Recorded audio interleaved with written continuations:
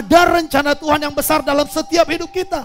Tetapi saudara harus mengerti bahwa iblis tidak suka itu terjadi. Maka iblis akan melakukan segala cara supaya kita gagal.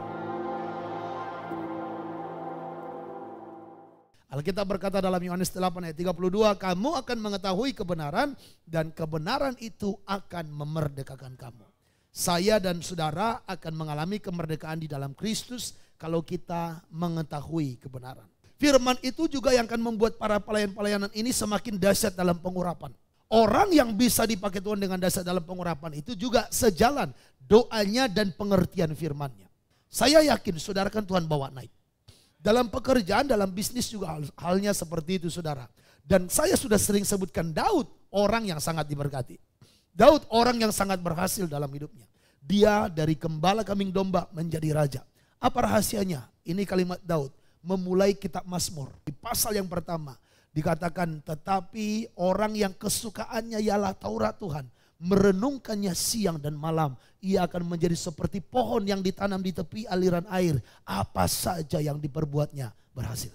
Amsal berkata suatu kerajaan akan kokoh jikalau penasihat banyak. Dan Daud tahu nasihat siapa yang harus dia dengar.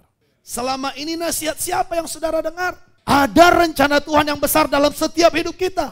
Tetapi saudara harus mengerti bahwa iblis tidak suka itu terjadi. Maka iblis akan melakukan segala cara supaya kita gagal. Nah, maka hari ini saudaraku, saya mau kita mengerti bahwa ada jalan menuju promosi yang dari Tuhan. Ada jalan menuju destiny yang dari Tuhan. Saya selalu katakan destiny, panggilan Tuhan, rencana Tuhan yang tertinggi. Jangan sampai kamu tidak mencapai destinimu yang dari Tuhan. Apa kalau begitu Pak? Jalan menuju promosi atau jalan menuju rencana Tuhan yang besar. Kita lihat sekarang Matius pasal yang ke-20 ayat 26 sampai 28.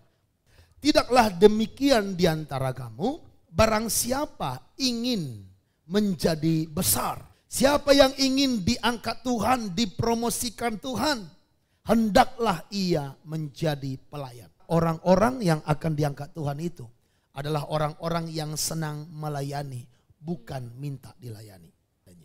Saudara, nggak ada cara lain untuk bisa diangkat oleh Tuhan. Punya sikap hati melayani.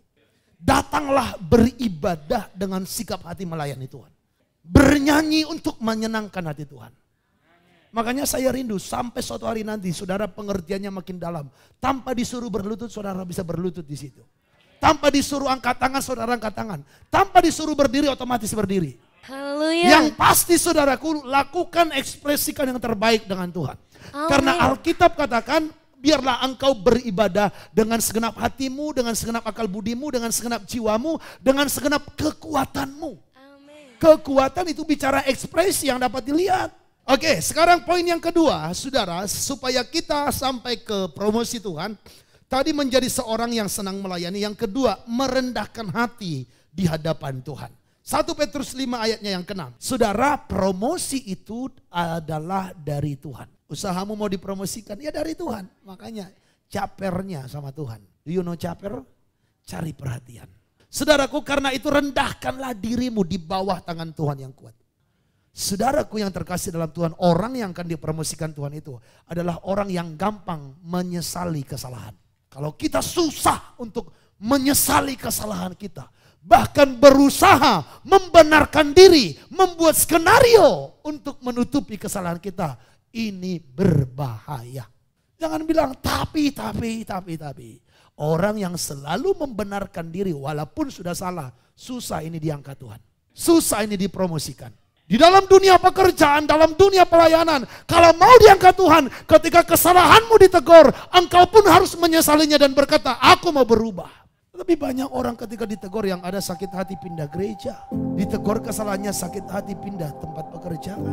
Kalau memang kita salah ditegur, saudaraku terima itu sebagai perbaikan diri.